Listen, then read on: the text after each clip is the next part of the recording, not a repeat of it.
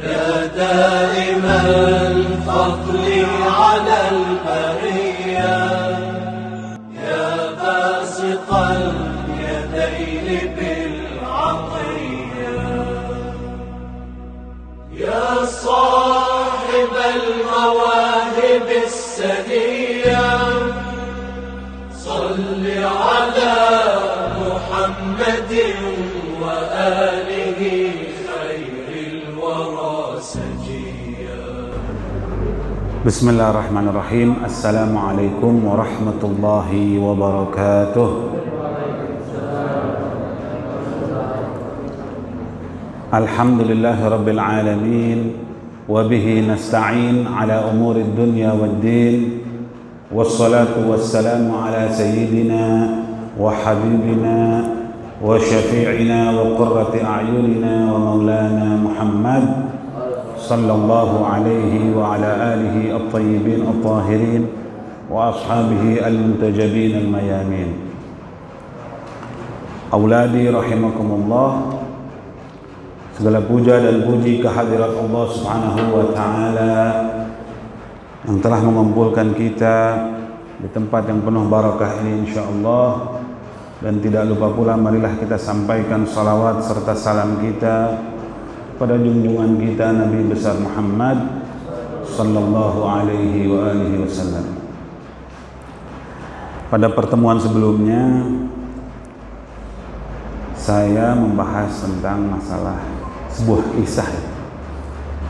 kisah tentang iblis, kisah tentang keangkuhan iblis. Di sini saya ingin sedikit bercerita.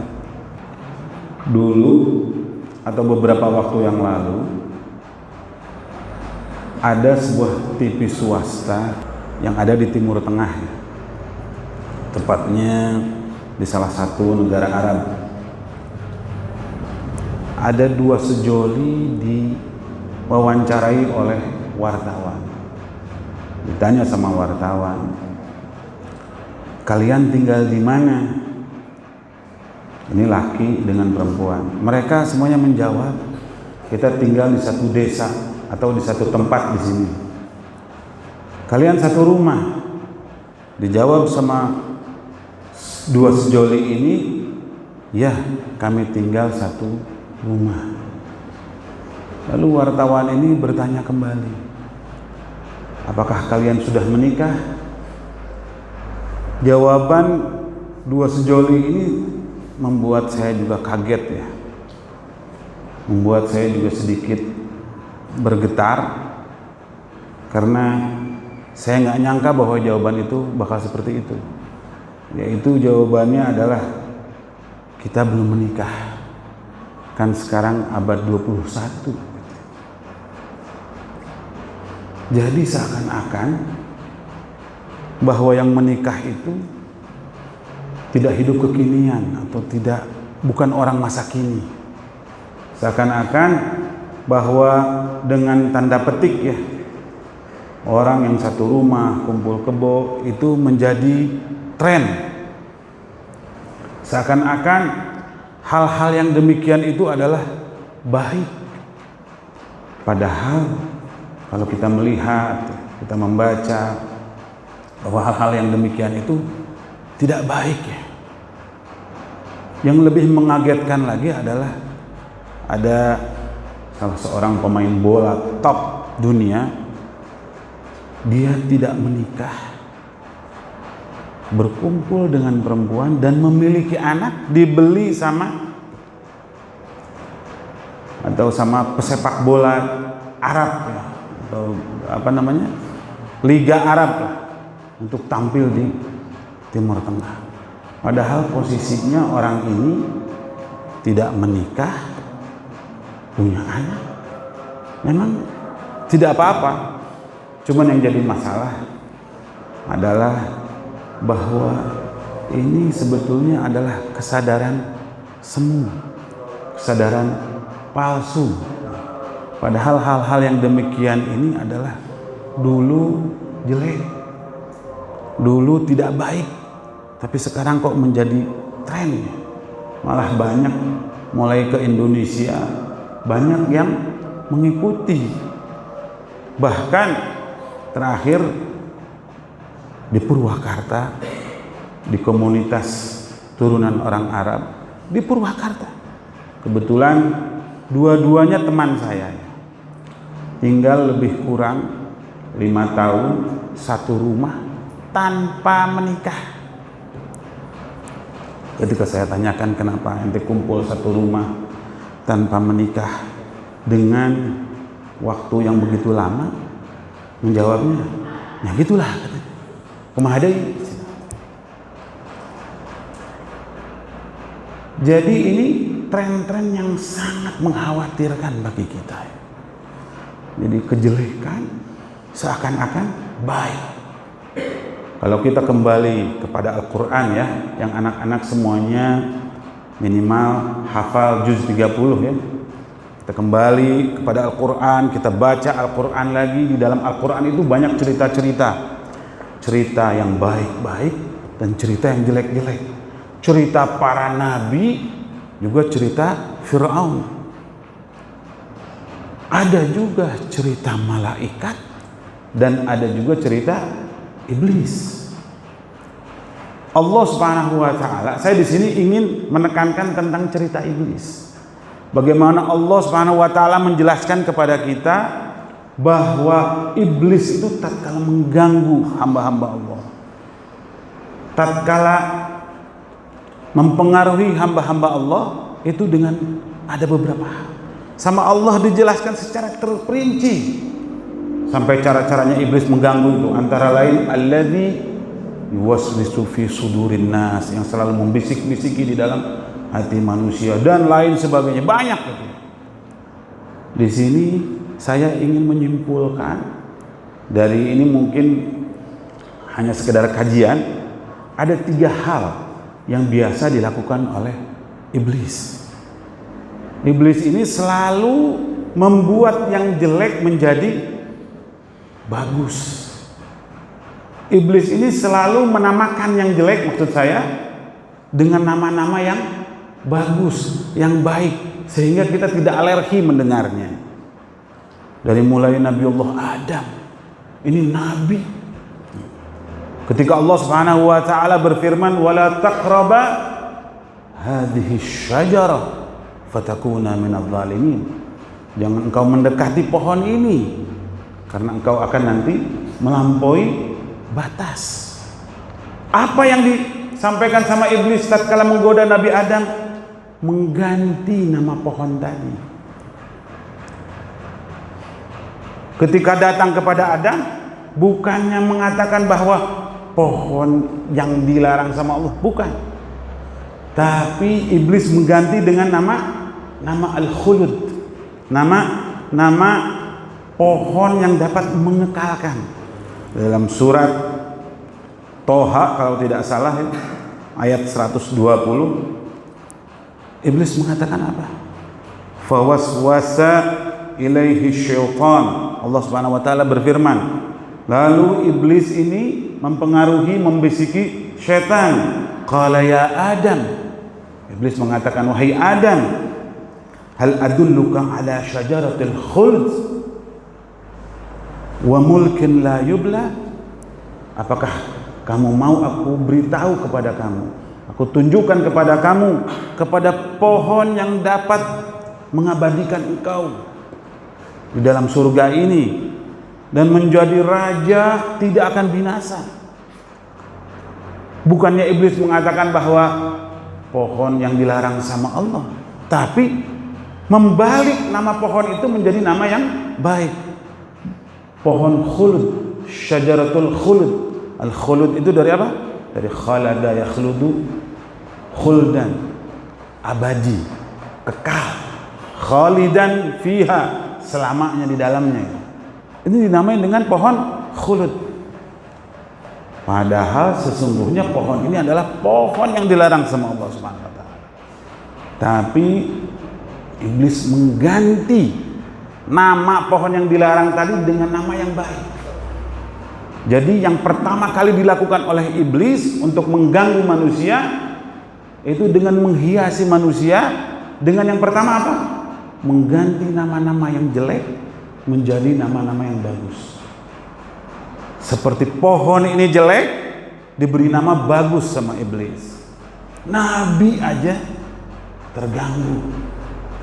Ya. Begitu juga dengan zaman kita sekarang. Ada minuman khamr, arak yang dapat memabukkan. Sekarang itu namanya diganti menjadi minuman penenang. Ada lagi zina.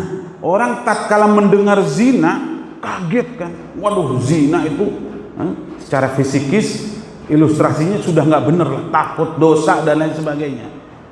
Tapi zaman sekarang sudah diganti dengan nama bercinta. Jadi lebih bisa diterima sama otak.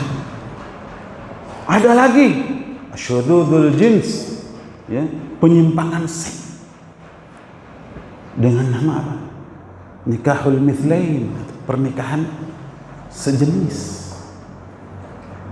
Jadi dirubah yang namanya jelek sama iblis dengan tanpa kita sadari menjadi seakan-akan baik.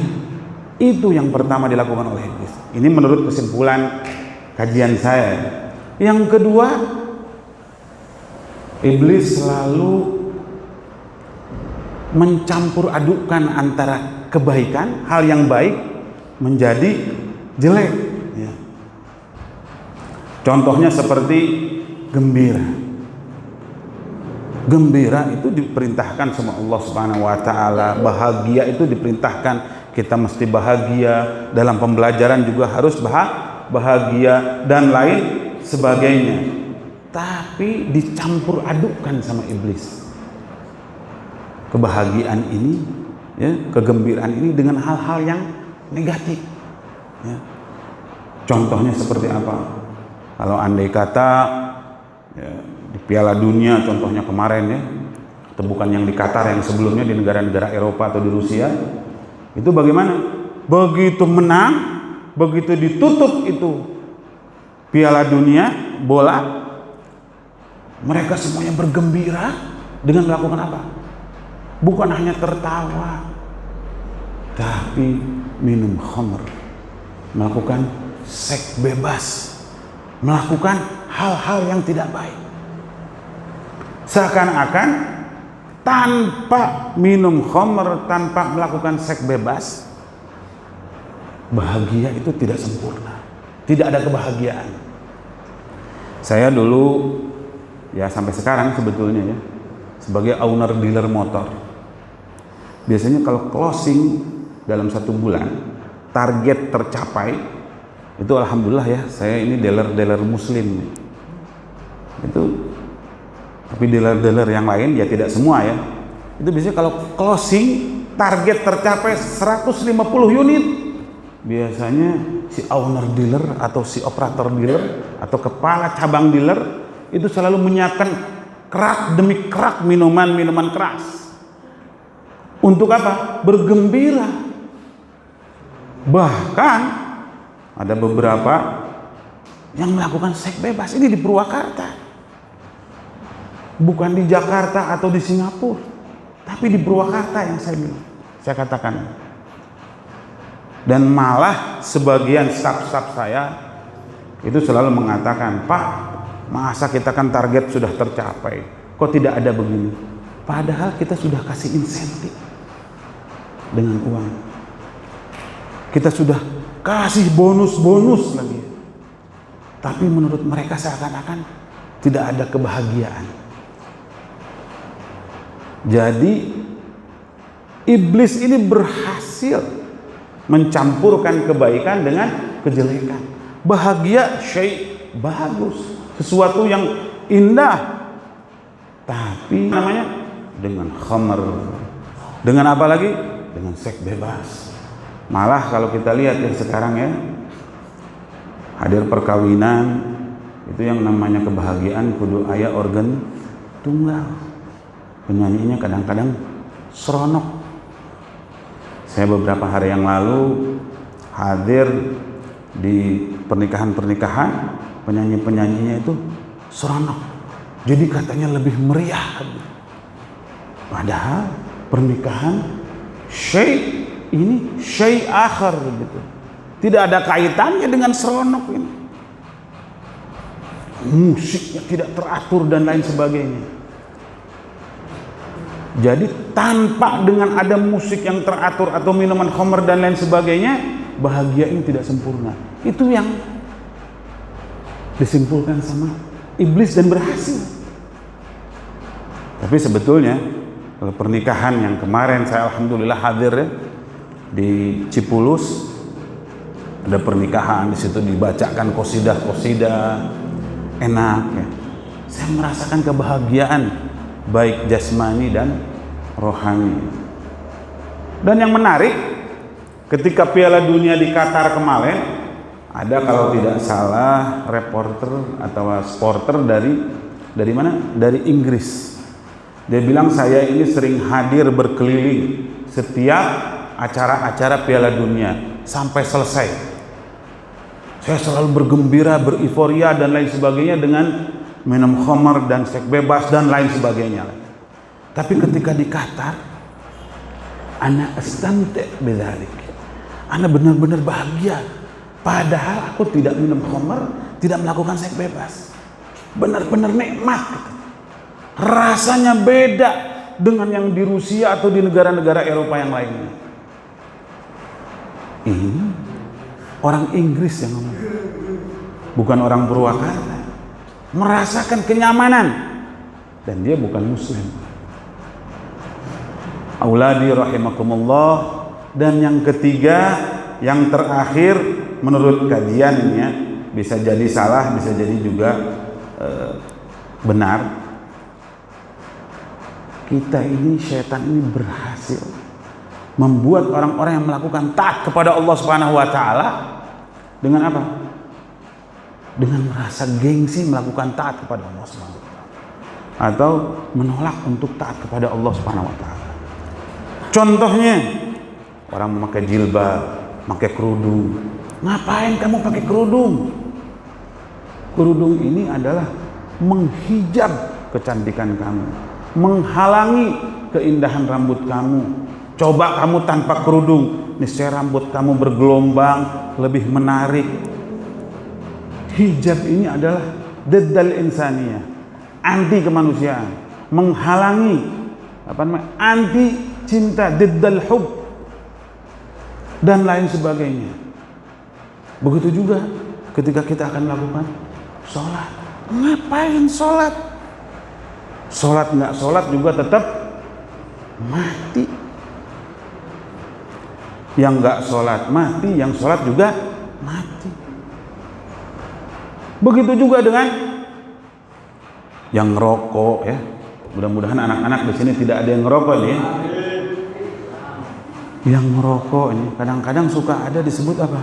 Bahwa yang tidak merokok dianggap bencong.